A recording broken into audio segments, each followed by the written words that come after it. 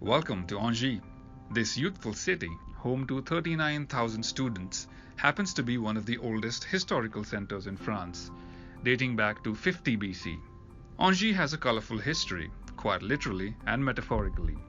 Angers was once called the Black City, this due to the countless black slate roofs, which came with being a mining town that quarried slate.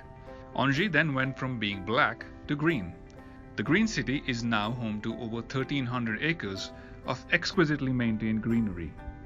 The River Maine makes its way through the town, splitting it into two sides, the Cathedral side and the Ladoutre side, making for a picturesque waterfront. Today, this ancient town has a thriving cafe culture, and the center of Angers is one of the most pedestrian-friendly locations in France. You will find it an absolute pleasure to walk these paths and visit the many cafes, shops and eateries. Which brings us to another thing Angers is famous for. This, Cointre, the triple sec liqueur. What you can look forward to seeing and doing in Angers.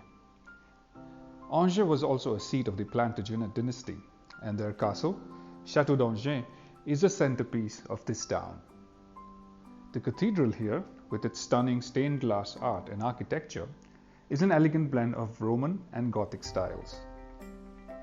Visit the various cafes and catch a tram ride. Stroll through the streets of this picturesque pedestrian-friendly town. Take home a bottle of Cointre.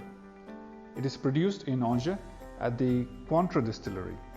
Approximately 13 million bottles of Cointre are sold each year, but the production method and the recipe remain a family secret.